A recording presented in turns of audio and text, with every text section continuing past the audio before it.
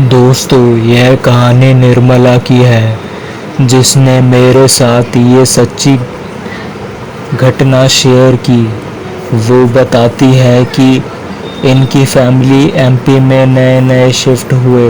ये घर जहाँ ये रह रहे थे, ये घर इनका सपनों का घर था।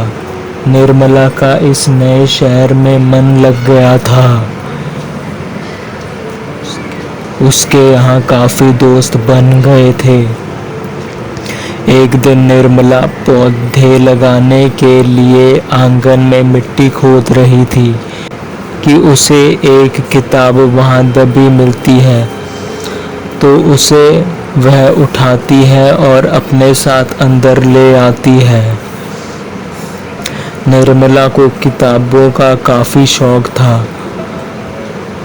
वो उस किताब को खोलती है और पढ़ने लगती है, तो उसे पता चलता है कि उस किताब में सारी हॉरर स्टोरियाँ लिखी हैं। निर्मला एक स्टोरी पढ़ना शुरू करती है। रात को सोने से पहले वो एक स्टोरी कंप्लीट कर देती है। अब वो किताब बंद करके ड्रॉअर में रख देती है और सो जाती है। तकरीबन रात के 1 बजे निर्मला के बेड के सामने एक बड़ा सा मिरर था। उस मिरर से एक सफ़ेद रंग की आकृति बाहर निकलती है।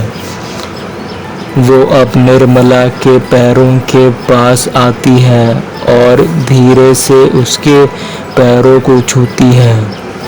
निर्मला, जो कि गहरी नींद में सो रही थी, उसे कुछ पता नहीं चल रहा था।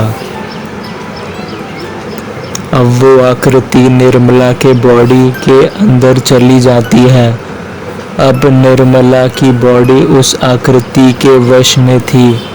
निर्मला उठती है। अब निर्मला पोजेस हो चुकी थी। वो अपने मम्मी पापा के कमरे में जाती है और अपने दोनों हाथों को अपने आँखों के पास लाती है और अचानक से उसके नाखून काफ़ी लंबे लंबे हो जाते हैं, जिससे वो अपने मम्मी पापा का खून कर देती है। और उसके बाद वो चुड़ैल शैतान के मंत्र पढ़ने लगती है। और उसके बाद वो आकृति निर्मला के शरीर से बाहर आ जाती है। बाहर आने के बाद वो आकृति निर्मला को नीचे बेसमेंट में ले जाती है और वहाँ उसे कुर्सी से बांध देती है। निर्मला को जब होश आया तो उसे थोड़ा दर्द होता है। उसका शरीर जकड़ा हुआ था। उसके सामने वो आकृति खड़ी थी, जो उसे अब डराने लगती है, टॉर्चर करती है। निर्मला को 2 दिन हो गए थे इसी बेसमेंट में रहते हुए।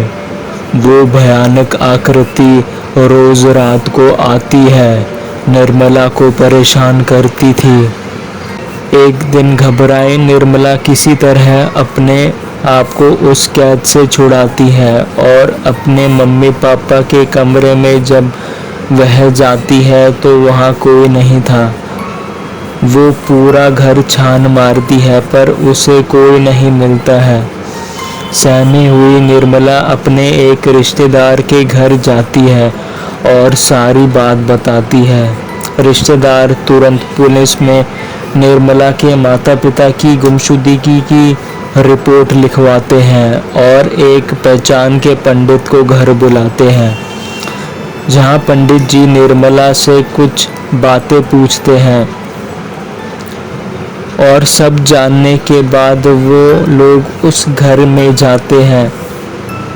जाते ही पंडित जी सब समझ जाते हैं और कहते हैं, हमें यहाँ से जाना चाहिए, हमें यहाँ रुकना नहीं चाहिए।